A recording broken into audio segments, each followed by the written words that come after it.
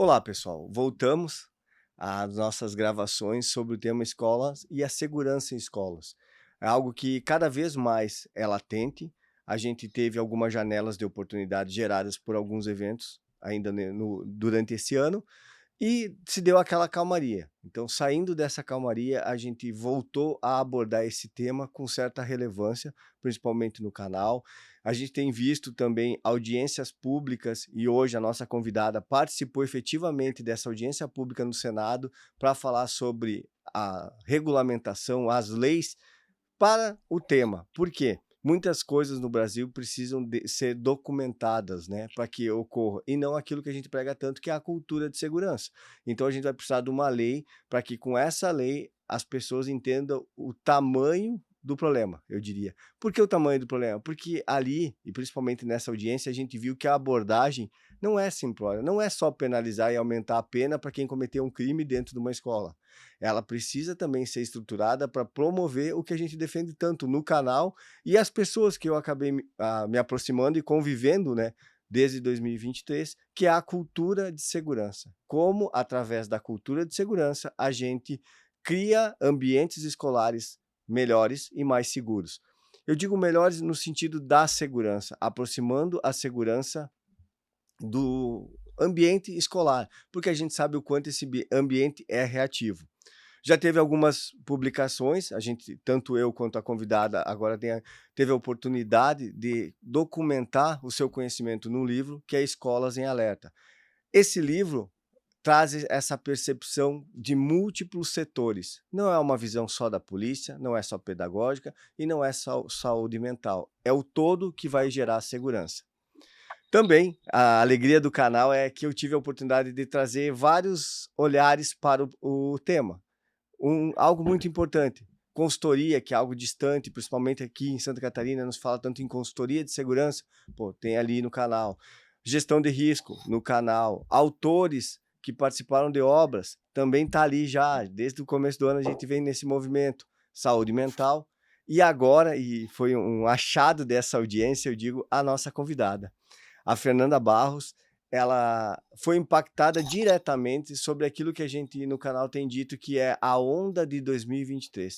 Após 2023, a gente olha para a segurança em escola com um certo receio que isso se torne uma realidade. E a cada dia a gente tem mais certeza que faz parte hoje essa violência extrema em escola. A gente teve o último evento próximo aqui, que é a Estação, mas, no caso, principalmente da nossa convidada, a mãe dela, professora, foi vítima no ambiente escolar de uma agressão gerada por um aluno de 14 anos. E eu gostaria, Fernanda, que você se apresentasse, gostaria que você contasse um pouco dessa história e de toda a força que esse evento lhe proporcionou para daí sim fundar a Associação Brasileira Associação Brasileira de Resposta à Violência Escolar, que tem um papel importante e que eu acho que tem que ganhar notoriedade, porque a gente está ali juntando vítimas e fortalecendo essa resposta também com o olhar da vítima, porque a gente viu muito o tema com o olhar dos especialistas, com o olhar dos gestores, mas e as vítimas? Eu acho que hoje também a gente tem essa oportunidade da tua fala, ter o peso de quem teve e foi impactado, né, principalmente, por essa violência. Bom, obrigada primeiramente aí, Ricardo, pelo convite para a gente falar sobre um tema que é tão relevante, né? Eu acho que para a sociedade como um todo. E me apresentando, eu costumo falar que antes da Brevesc, né, vem o fato de eu ser filha da professora Elizabeth Tenreiro, que foi uma dessas vítimas em 2023, vítima fatal dentro de uma escola pública aqui de São Paulo, na zona oeste aqui de São Paulo, que foi agredida por um aluno de 14 anos. Então, a professora Elizabeth Tenreiro, na verdade, como minha mãe e como grande pessoa e inspiradora para muitas outras pessoas, fez com que eu seguisse com essa Associação Brasileira de Resposta à Violência Escolar. Eu acho que é um tema extremamente importante e que a gente tem que debater esse tema de diversos níveis, né, com várias visões, né, olhares aí multidisciplinares. Perfeito. Como eu comentei, a audiência pública que ocorreu no Senado, né, para falar sobre a lei, a PL ainda, mas que para mim ali na sua fala me chamou muito a atenção a abordagem em 3 níveis, né, que seria a prevenção, tudo que pode ocorrer durante essa primeira fase, que é muito a cultura de segurança, a resposta e o pós-evento. E você viveu isso. Então eu gostaria também que você relatasse quais são as experiências e o quanto os sinais estavam ali presentes no ambiente escolar. Perfeito. Eu acho que a gente falando talvez de prevenção, eu acho que assim foi um evento que ele teve algumas, vamos dizer assim, algumas intercorrências sabidas anteriormente, mas que não foi dada devida atenção. E é aquela teoria do buraco do queijo, né? Vai furando, furando, furando, então ele ultrapassa, né? A hora que você tem uma série de variáveis que são ignoradas. Então, no caso, principalmente esse da minha mãe, uma questão muito importante foi que o agressor, primeiro ele veio transferido de uma outra escola pública, ele era novo nessa escola, né? O evento foi em março, quer dizer, praticamente começo do ano letivo. Ele já veio com um boletim de ocorrência de agressão da outra escola, só que isso não foi informado, ninguém sabia, tá? A não ser a direção da escola. Quer dizer, eu imagino que se você é parte integrante daquela comunidade escolar, principalmente professores e staff, é um sinal de alerta. Opa, é alguém que você tem que ficar de olho, prestar atenção em alguns comportamentos, etc. Né? Ele teve, na semana anterior, um episódio de racismo, e que por acaso minha mãe interveio, mas no fim ali a questão se dissipou. E eu acho que o mais agravante foi que ele arquitetou essa condição, vamos dizer assim, essa agressão durante 2 anos nas redes sociais. E vamos dizer assim, essa arquitetura toda, claro, ele foi levado a grupos que compactuaram com isso, né? Assim, são aquelas mentes brilhantes que eu digo, né? As mentes brilhantes do mal. E e assim, quando eu falo rede social, gente, é rede social mesmo, as nossas aqui. A gente está falando em que era o X agora, né? Era o Twitter, o Discord, não estamos falando de Dark Web, não, tá? Então, estava para qualquer um ver e poder, inclusive, receptar essa informação, tá? E no dia mesmo do episódio, ele colocou que ele estava ansioso para aquele grupo e que ele teria que efetuar uma kill, uma morte. Porque, né, perfil de agressor ativo é isso, ele é aleatório, né? Tanto que ele feriu 3 professoras, né? Uma delas a minha mãe, que infelizmente faleceu. Mas os sinais de alerta estavam ali e ninguém assim, aquilo que não é cuidado, né? Que não é cuidado pode se transformar numa grande tragédia. Pegando esse gancho, quando a gente fala em sinais de alerta e também essa questão do histórico dessa criança ou adolescente, a gente não visa Uhum, aqui a punição, mas sim o acolhimento. Isso é algo que a gente já bateu, principalmente na conversa com a Elaine, a psicóloga, que a gente tem que acolher essa uhum, criança no ambiente da educação, junto à família ou da exato, educação, para que ela não vá para a internet ser acolhida pelo mal. Então isso é algo que a gente exato. é recorrente a gente falar sobre não deixe a criança iniciar o caminho pela violência, porque depois para recuperar vai ser mais difícil. Eu sei que teve, como você mencionou, esse arquitetar e aí, o vazamento, né, que a gente bate tanto, esse vazamento da intenção da criança ou adolescente de cometer algo, normalmente uma violência, contra um grupo ou direcionada diretamente contra a professora. É um fato que a gente viu em Caxias, por exemplo, no evento desse ano, que existiu o burburinho dentro do ambiente educacional, só que tem aquela turma do deixa disso, né? Então eu acho que Isso, aqui, quando você fala assim, a gente está tentando deixar claro que alguém precisa olhar com atenção. Porque exato. até é uma fala do Rodrigo Zu, ele fala, nada é do nada. Então a gente não está Nada, procurando. né? Exato, as coisas vão se costurando, elas vão acontecendo ali, né? Nenhum ataque ele acontece repentinamente do nada, ele tem uma série de acontecimentos, né?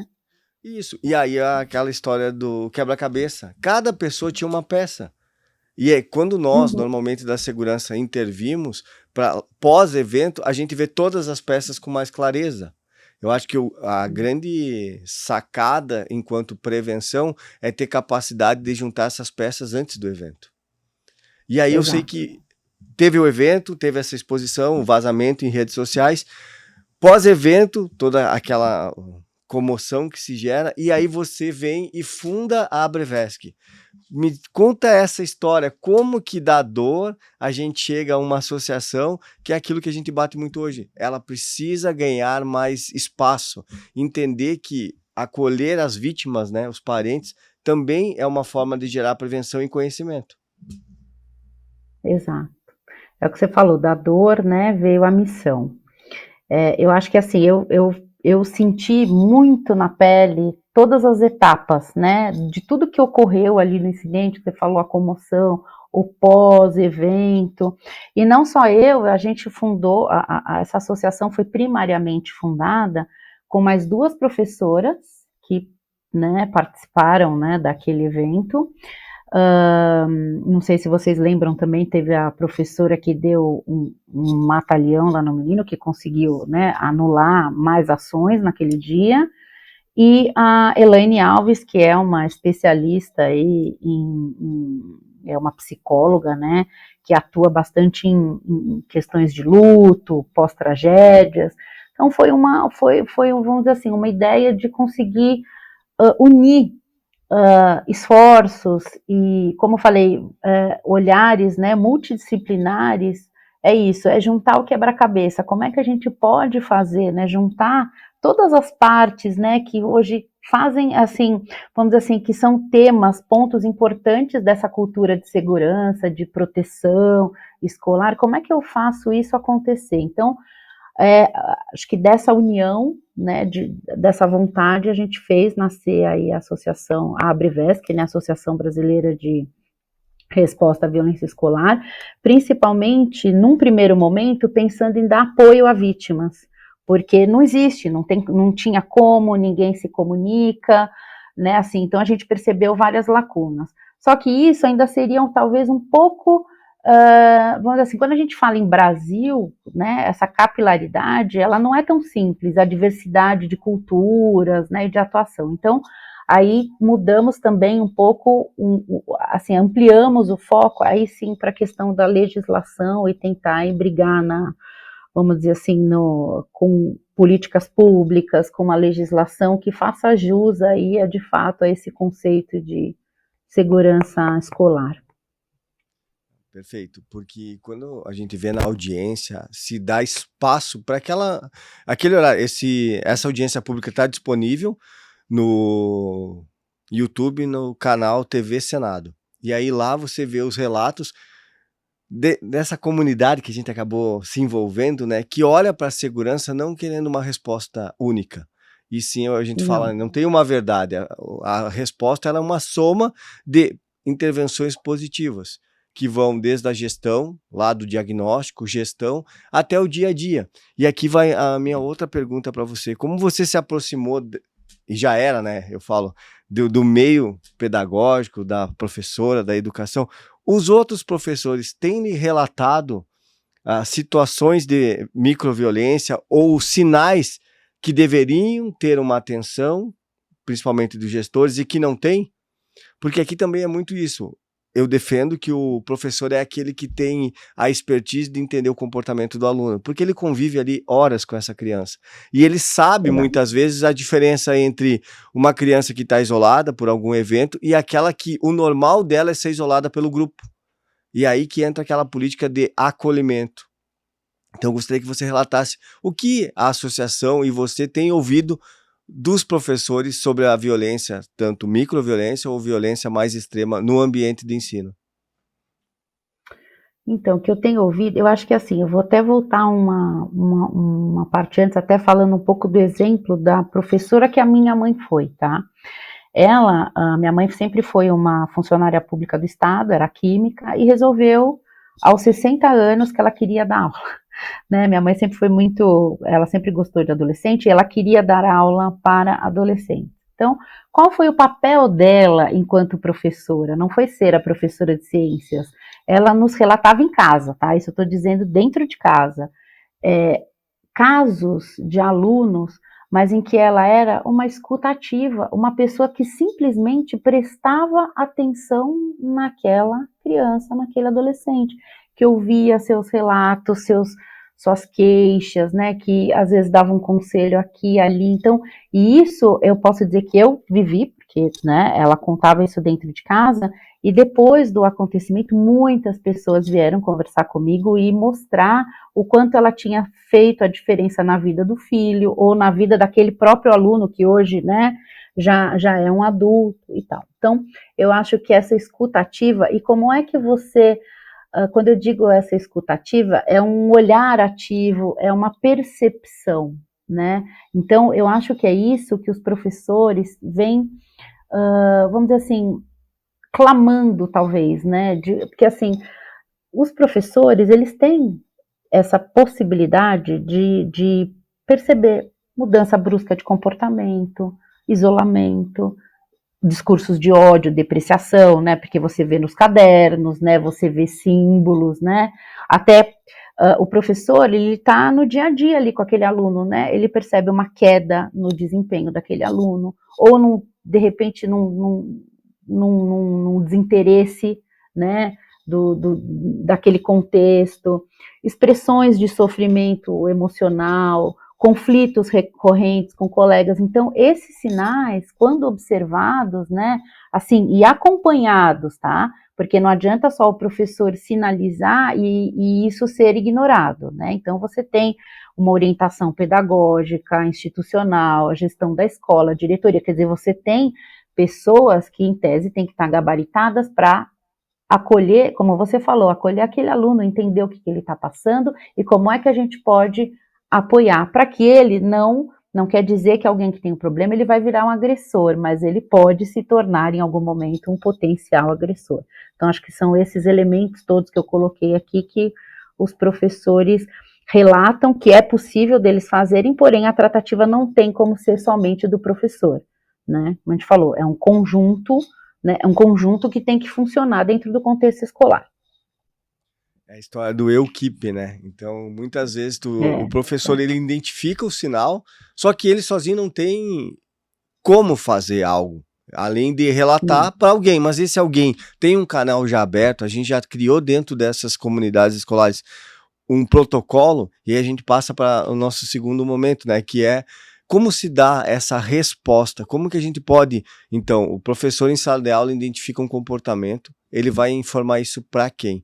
Eu sei que São Paulo tem evoluído, por você estar em São Paulo, e alguns dos piores casos aconteceram aí, você viveu um desses em casa, mas eu vejo São Paulo produzindo o que seria o protocolo, começar a levar, até Sapopemba agora teve um treinamento que a gente viu, levar essa cultura para dentro, que é se Tá. ver algo, fale. Falar para quem? Como que vai ser tratada essa informação? E eu acho que também da sua expertise, né? O que você tem visto aí no momento da resposta? Então, o professor identificou, agora ele vai começar a tratar essa informação dentro do ambiente escolar ou dos órgãos de segurança, até que se tenha uma intervenção, seja pelo acolhimento ou por uma medida cautelar de afastamento. Exato, acho que como a gente falou, né? É o conjunto da obra. Então, eu defendo muito uma questão que são canais de denúncia, tá? Então, antes de tudo, eu acho que às vezes um colega, não o professor, mas um próprio colega, ele pode perceber alguma atitude suspeita de um colega. Só que ele não quer se identificar, ele não tem para quem falar. Então, assim, primeira coisa, eu acho que se tivesse um canal de denúncia assim, amplamente divulgado, para que a gente conseguisse, primeiro, denunciar algo que parece suspeito.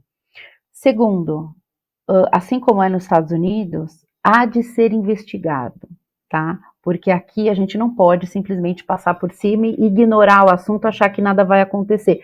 É importante que seja investigado.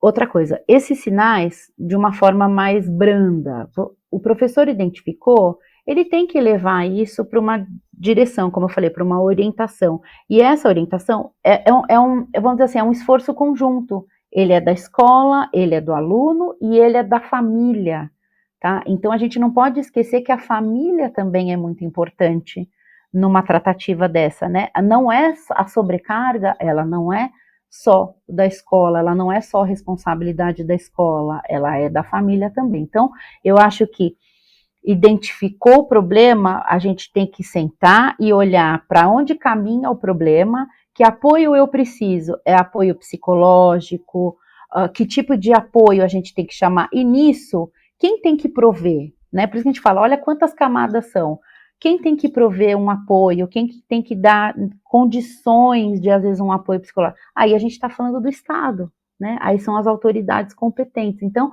realmente é um conjunto, e você vê que ele é muito abrangente. Não, perfeito. E até depois a gente vai falar mais sobre o livro, né?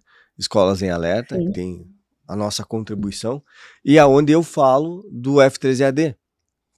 Para mim fica muito claro isso. Eu encontro o problema enquanto professor. Eu ajusto a equipe. Quem é a equipe?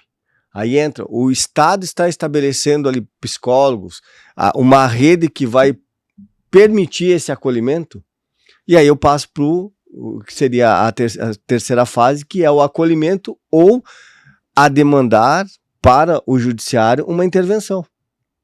E a Sim, sim. continuidade seria o que a gente tanto prega, que é aonde falhamos, porque a criança começou a fazer o caminho da violência até que ela se tornou um perigo à vida das outras crianças.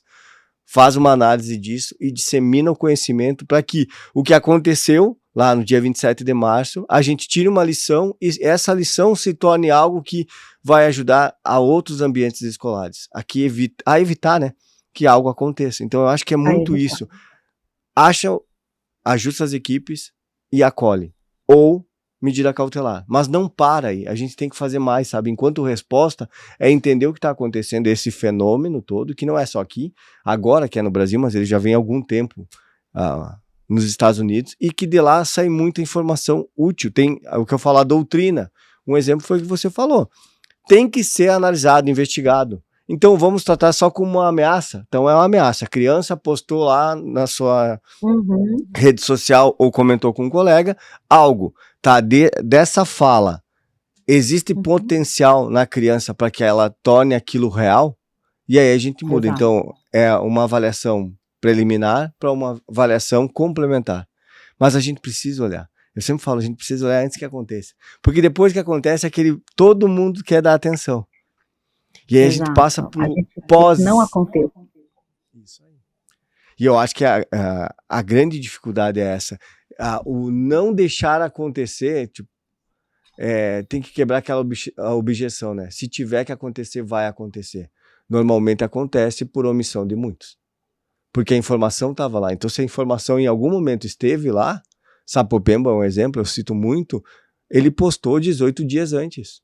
Ele tinha um histórico. Agora você vem com o seu relato que aconteceu na Tomásio, na escola Tomásio. Também teve algo anterior que, ó, preste atenção. Tinha anterior e no dia ainda teve um reforço da informação ali que foi no X, né, no Twitter. Quer dizer, uma rede social que todo mundo acessa. Quer dizer, o cara sai de casa dizendo que vai matar uma pessoa e tá tudo bem, né, assim, né, então... E aí eu falo que é quando a gente sai da negação.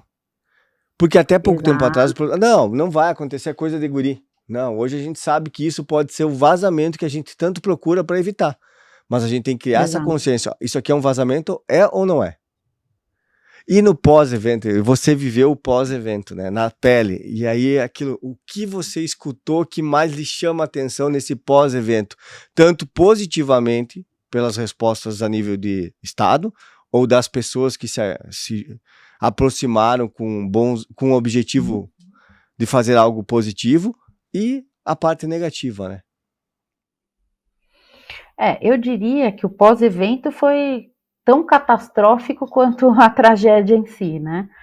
Porque nós não estamos preparados, aquela escola não estava preparada, as autoridades não estão preparadas, nem para falar com familiares, nem para nada. Assim, eu vou dar 2 relatos aqui antes de eu até dizer o que eu entendo como que seria um pós-evento bacana, assim, né, minimamente aceitável. Por exemplo, no caso da minha mãe, né, ela foi esfaqueada ali dentro da sala de aula, e os pertences, ela estava fazendo a chamada, era de manhã cedo, né, então ela fazia ali a chamada no celular, quer dizer, ela estava com bolsa, sacola, casaco, estava com tudo ali dentro da sala de aula. Para ter uma ideia de quanto a gente não está preparado, uma amiga minha foi buscar os pertences da minha mãe na sala de aula. A hora que ela, imagina, como é que uma pessoa entra num cenário de guerra, ela falou, era sangue para todo quanto é lado. Quer dizer, primeiro, totalmente despreparo, isso não poderia ser desta forma, né? Então, comunicação. Eu juntei as peças do que estava acontecendo para entender que era a minha mãe, via mídia, tá? Para entender que era a minha mãe que estava naquelas circunstâncias. Então, assim, eu não tinha informação, nós não fomos avisados em momento nenhum. Então, eu de manhã fui vendo a reportagem, comecei a ligar o lugar, a fala de um aluno falando que aquela professora que estava muito mal, era muito especial, na hora ali me deu um clique, gente, acho que é minha mãe, comecei a fazer umas ligações e cheguei. Então, assim, não teve comunicação, não teve o cuidado com a vítima. E eu vou dizer de uma outra professora, também, a Ana Célia, uma professora sobrevivente, graças a Deus, mas ela tomou 17 facadas naquele dia, ela tomou as facadas antes da professora de educação física, a Cíntia, conseguir render ali, né, o garoto. E ela também teve os seus pertences ali, ela foi levada rapidamente ao hospital, e quando ela voltou, porque ela rapidamente teve que voltar a trabalhar, tá? Não tem essa, entendeu? Então, se você não se recupera, você perde o emprego. Então, ela teve que voltar a trabalhar, assim, quase totalmente despreparada para aquele trauma que ela viveu. E olha o absurdo, sabe como que os pertences dela daquele dia foram entregues, com sangue, assim, com zero cuidado, zero, dentro de um saco de lixo preto. Tá aqui os seus pertences. Então, assim, é de um absurdo, né, se a gente for falar, né, Ricardo, assim, são cuidados e que a gente não está preparado para ter. É preciso estar preparado para isso, né? Então, a gente tem que, não só isso, aqui eu dei alguns relatos só para elucidar essa questão, que eu acho que ela é muito sensível. Como é que eu restabeleço, né, num pós-evento, a segurança e a rotina escolar? Né? Como é que eu garanto que os alunos e profissionais estão ali protegidos e amparados? Como é que eu ofereço acolhimento psicossocial, né? Ele não pode ser ali só uma semana após o evento. Gente, cada vítima, cada pessoa tem seu tempo, e eu acho que essa escuta e apoio, ela não é nem só para as vítimas também, mas para, vamos dizer assim, direta e indiretamente, tá? Eu, por exemplo, fui filha de uma professora e tive zero apoio nesse sentido.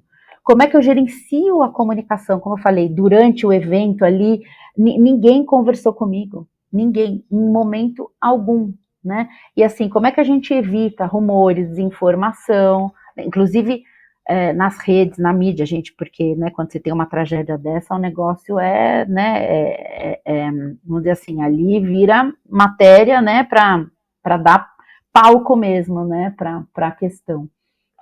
E também, acho que por último, como é que eu atuo numa reparação simbólica, institucional? Ali, gente, é uma ação de luto coletivo. A gente precisa reconstruir a confiança, a retomada daquelas relações naquele ambiente, né? Então, como é que eu faço tudo isso? Então, você vê que eu coloquei 4 elementos aqui que eu acho que são de extrema importância para a gente pensar aqui no pós-evento. E faz muito sentido, porque a gente viu, e quem procurar as entrevistas do prefeito de estação, ele dizia, eu não sei o que fazer agora. Como que a gente volta à atividade? E aí a primeira coisa que veio na cabeça, cara, isso já devia estar pensado há muito tempo antes. Porque muito se fala, não é se vai acontecer, é quando acontecer, vamos estar preparados. Então essa visão, sabe? O que você faz em 4 pontos, pô, tem como a gente começar num projeto, olhar para os pontos, tá? Isso aqui a gente consegue melhorar? A resposta. A gente não sabe o que falar para quem tá ali sofrendo. Tá, mas então é uma questão de comunicação. Tá, mas aí tem a grade. Como é que o professor vai voltar a lecionar naquela sala de aula?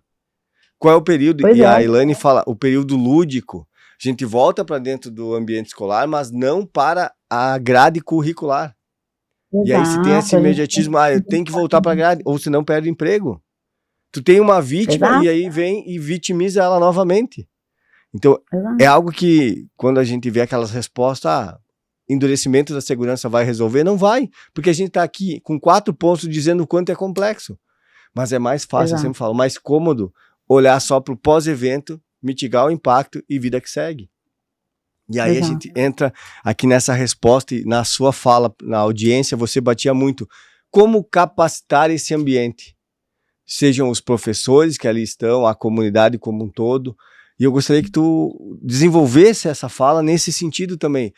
Hoje, depois de toda essa experiência, eu sei que você está muito próxima, né, da comunidade ali que acabou sendo vítima. O que seria próximo, não digo ideal, mas muito mais no caminho correto de uma capacitação? Tá. Pelos Eu professores, né? acho que sim, eu acho que quando a gente fala até em capacitação, a gente fala professores, mas a gente pode dizer dos adultos da escola, porque acho que todo mundo acaba fazendo parte, né? Eu estou dizendo não aqui no caso de alunos, mas dos adultos, né? E eu acho que uma capacitação para esse público, ela tem que ser, vamos dizer assim, especializada e contínua. E eu falo, cada um no seu quadrado, né? Então, quando eu digo que a gente precisa, como é que, por exemplo, eu capacito professores para identificar riscos, comportamentos, né, sinais de vulnerabilidade? Então, eu acho que esse assunto ele é bem amplo, né? Assim, acho que é bastante discutido, como eu falei, por muitas vozes, né, e muitos olhares diferentes, mas eu diria que essa capacitação ela tem que começar e ela pode começar de uma forma assim, vamos dizer assim, mais branda até. Então, por exemplo, hoje se fala muito em cultura da paz. Como é que eu estabeleço naquele contexto escolar programas educacionais que visem a cultura da paz, que promovam lá a empatia, a resolução de conflitos. Muito se fala em bullying, que seria um outro ponto, mas o bullying ele é amplamente discutido, mas eu tenho diretrizes claras do que é o bullying, como que eu atuo contra o bullying, como é que eu capacito profissionais, porque eu preciso que o professor, ou como eu falei, alguém do staff da escola, identifique e interfira no caso de bullying, né? Como eu falei, o bullying, ele é um potencial, então isso precisa ser discutido dentro do ambiente escolar pelos adultos, para quem é de direito, né? Então, esses reconhecimentos, essa capacitação dos professores, dos funcionários, para mim é algo, assim, é o pontapé, é o mínimo que a gente tem que fazer para, vamos dizer assim, para que a gente consiga deixar com que aquele contexto escolar seja capaz de identificar. E aí eu estou falando até de uma questão teórica, só que eu vou além. Eu acho que só o teórico não adianta, a gente tem que colocar em prática. Então, por exemplo, a gente tem que aprender a fazer simulados. Como você falou do negacionismo, a gente não pode evitar falar sobre o assunto. Não, a gente tem que falar, treinar, capacitar para que se algo acontecer a gente está preparado, né? Como é que eu como é que eu protejo se eu não estou capacitada para isso? Perfeito. A gente destaca nessa questão do simulado. Por que do simulado? Porque não é algo que a gente está inventando.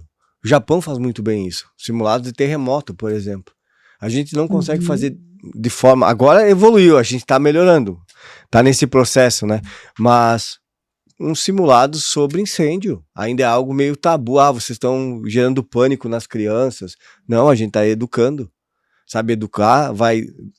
além da teoria, vem a prática. Isso faz parte do ambiente. Eu falo por isso, se a gente não conseguir mudar a cultura dentro de um ambiente que produz conhecimento, tu imagina dentro de uma empresa que está lá para produzir lucro.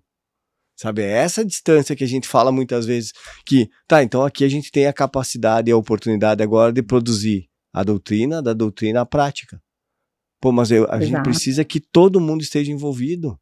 Me perguntaram, né, há pouco tempo, a gente mudou do 2023 agora, nos últimos 2 anos, a gente evoluiu, ao meu ver, saiu da negação, está buscando conhecimento, mas ainda a gente não sabe qual é o conhecimento que a gente quer levar. Eu até comentei com você na nosso alinhamento, eu já fui demandado por secretarias de educação, no sentido de o que deve ser adquirido em licitação.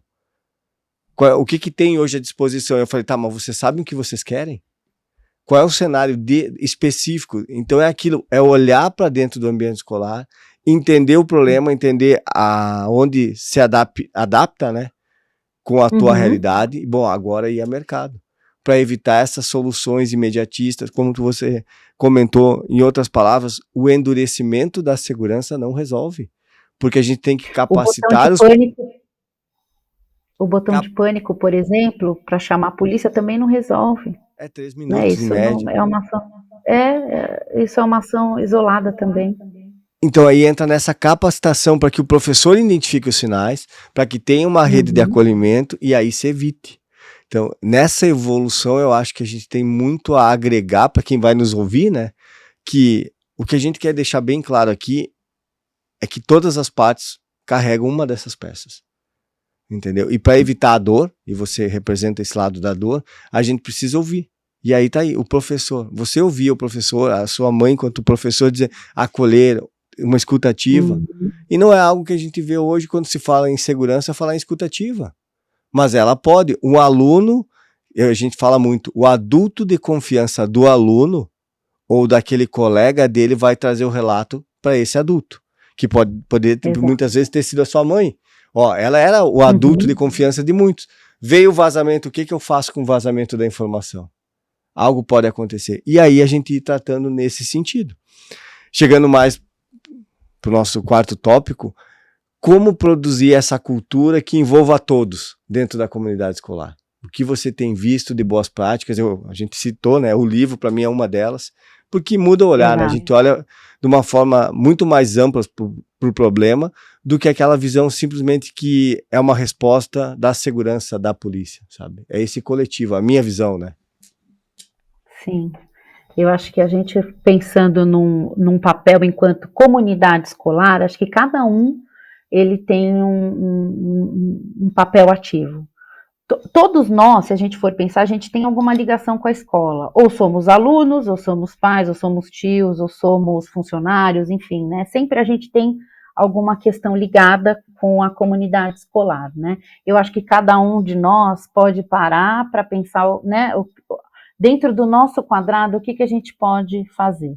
Então, por exemplo, você falou bastante em professores, né? Eu acho que os professores, eles podem observar e acolher, né? Os alunos, eles podem aprender a falar e pedir ajuda sem medo, né, de retaliação, nem de nada. A família, ela pode participar mais da vida escolar, tá mais, vamos dizer assim, tá mais agregada ali com a comunidade mesmo, com o corpo diretivo da escola e principalmente manter um diálogo aberto com os filhos na medida do possível, né? Aí a gente olha o papel do gestor na comunidade escolar. Esse cara é que tem que se preocupar com a capacitação, como é que eu estruturo protocolos de prevenção, de resposta.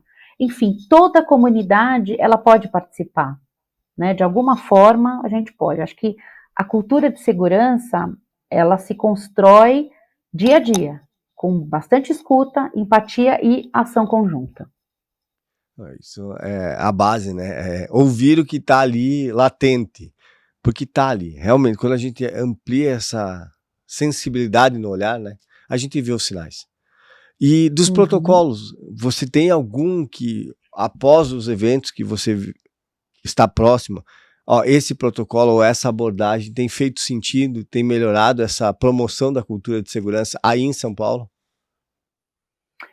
Sim, eu tenho, né, assim, existem amplamente, né, foi divulgado quando aconteceram aqueles episódios em 2023, alguns protocolos americanos, né, que é o Alice Train, o Run, Hide, Fight, e aí nós tivemos aqui, vamos dizer assim, eu vou dizer um, um, uma pessoa muito especial, que é um head de segurança de uma escola, que ele compilou todos esses treinamentos, né, o que ele viu, a visão dele, e deixou, vamos dizer assim, ele abrasileirou, né, o protocolo, porque ele trouxe para a nossa cultura aqui de Brasil, né, que é chamado Protocolo Vidas, que ele basicamente ele é vamos dizer assim, você faz um treinamento, aquilo que a gente está falando, você tem que saber como agir na hora que acontece alguma coisa para mitigar o impacto, né?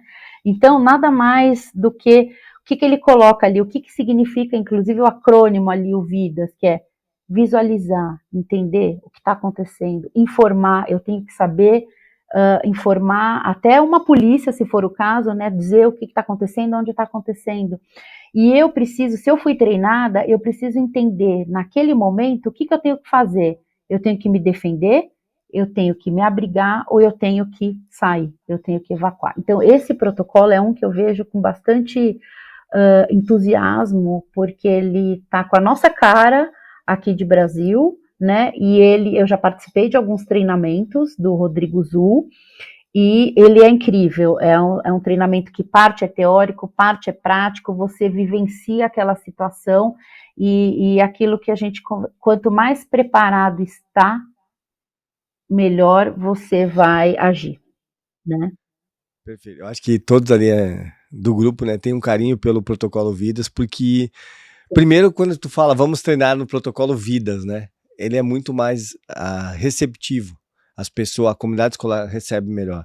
Ele teve em Concórdia, o Rodrigo, aqui numa escola, e nesse treinamento, algo que a diretora depois expôs que foi muito importante. Ela olhou também para os professores, porque viu a agressividade ali, viu o que podia ser melhorado, entende? Quando você se bota à prova num simulado, através de um protocolo, os treinamentos, você consegue se olhar também. Não é só sobre o evento, mas é sobre as pessoas e a resposta dessas pessoas ao evento. Acho que isso é muito bacana quando a gente comenta sobre simulados, né? Não sei se nos seus treinamentos você conseguiu ver esse modelo também do o comportamento humano ali reagindo àquilo que para nós era só uma Total. bolinha, né? Exato, era só uma bolinha, mas aquilo é real, aquilo, assim, você entra naquele, né, vamos dizer assim, no jogo, né, e você percebe mesmo os comportamentos, as pessoas, as que ficam travadas, as que ficam mais acuadas, as que conseguem raciocinar naquele momento, que é isso, é para isso que a gente treina, né, para você ter menos, vamos dizer assim, né, menos variáveis na hora ali, né. Ter mais controle sobre as variáveis, né? É muito sobre isso. Exato, exato, é isso Você mesmo. Você teve na audiência pública no Senado, então ali a gente está começando a pensar numa lei. O que você tem de positivo dessa experiência? De ter estado lá, de ter visto, ter contribuído, mas o movimento Brasília, né? Eu acho que é bom até mesmo pela associação que você pode falar sobre isso. Eu acho que é aquilo que a gente falou, né? Precisamos de políticas públicas, precisamos de leis que consolidem esses diversos olhares. A parte de apoio, a parte psicológica, a parte de treinamento, né? Então, foi isso mesmo, e eu acho que é um tema bastante relevante e eles estão abertos para ouvir, né? Então, quando a gente teve essa oportunidade, nós levamos alguns profissionais, cada um com a tua expertise, exatamente para mostrar que quando se fala em segurança de escolas, o tema é muito mais abrangente do que um ou outro ponto, né?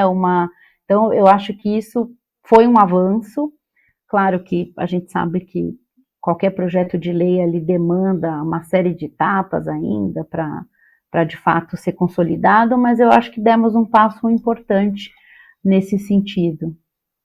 Tá? Eu acho, e ainda defendo uma questão aqui, Ricardo, que seria se a gente conseguisse ter vamos dizer assim, uma rede, a gente conseguisse construir uma rede integrada com Secretaria de Educação, Saúde, Assistência Social, Segurança Pública, porque eu acho que assim, cada órgão atuando de forma isolada e fragmentada, a gente perde a oportunidade de sinergia. Quando a gente intercambia as informações, a gente consegue ter esse conjunto de ações preventivas e mobilização de recursos e etc. Então, acho que uma rede integrada ainda seria vamos dizer assim, a cereja do bolo. Acessível, vou dizer assim, porque já existe um modelo que é quando se fala de violência ou abuso de crianças. Então, tem uma rede, tem um protocolo para que isso seja construído, onde a educação viu algum relato lá no posto de saúde, ela vai levar para o conselho vai levar para a delegacia e assim faz um caminho. a gente está falando da educação, e aqui o primeiro ponto também seria a violência identificada na escola vai percorrer esse caminho que tem a sinergia para evitar o mal. Então isso é muito Exato. importante, eu acho muito acessível, assim. Tenho falado muito, né, eu acho que o nosso grupo lá, quando se reúne pela COSAFE, né, então eu acho que quando a gente quer falar sobre comunicação aqui, não tem como não bater e não exaltar o aplicativo COSAFE. Eu acho que ali é algo que Sim. teria feito toda a diferença e faz quando tu tem uma Toda a diferença, comunicação de crise. Então, se você, toda a diferença. a sua Eu posso até expertise, te o que... dizer, eu sempre falo, né? Por exemplo, a minha mãe, vou falar o exemplo prático. A minha mãe estava ali fazendo, com o celular aberto, fazendo a chamada, certo? Se tivesse qualquer sinal sonoro, que, por exemplo, o aplicativo da COSAFE é exatamente isso, ele consegue dar um alerta qualificado do que está acontecendo. Se ela tivesse tido um alerta qualquer ali, porque ele não foi ela não foi a primeira vítima, tá? Se ela tivesse tido um alerta qualquer ali de algo que estava acontecendo, minimamente ela estaria esperando algo acontecer na sala dela. Poderia ter trancado a porta, qualquer coisa parecida, tá?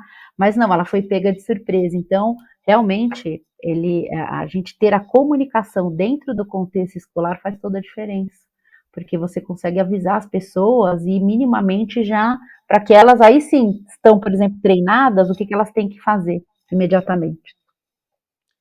Você falou, né? Participou de treinamentos. O treinamento é positivo, ele não deixa. O treinamento não deixa trauma, quando bem conduzido. Agora, qualquer evento em escola vai deixar um trauma. Eu falo, não precisa de uma morte. O extremo é a morte, mas se ali tiver aquela onda, o pânico, a correria já traumatiza. Tem o fator psicológico envolvido.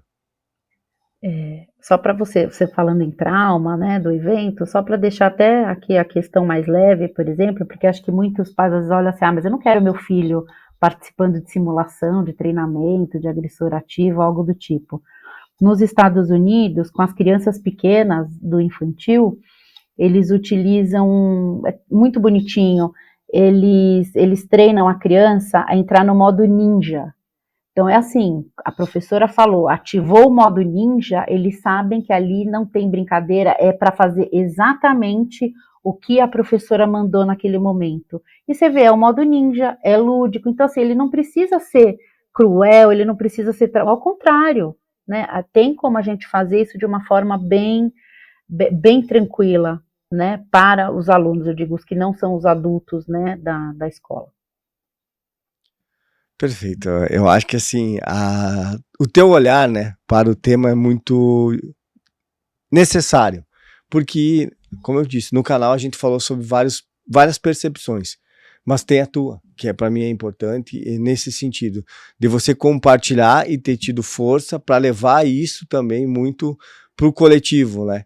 Quais são as lições? O que você aprendeu? Ponto positivo e negativo, e tá aí. Tem a associação, acho que a gente tem um grande caminho pela associação para fazer essa união de esforços. Gostaria, já indo para o final, que você deixasse a sua mensagem, o quanto é importante você também ter voz, enquanto associação e o todo, né? Eu acho que assim, a associação ela está aberta para apoiar, né, de alguma forma, nesses casos de violência.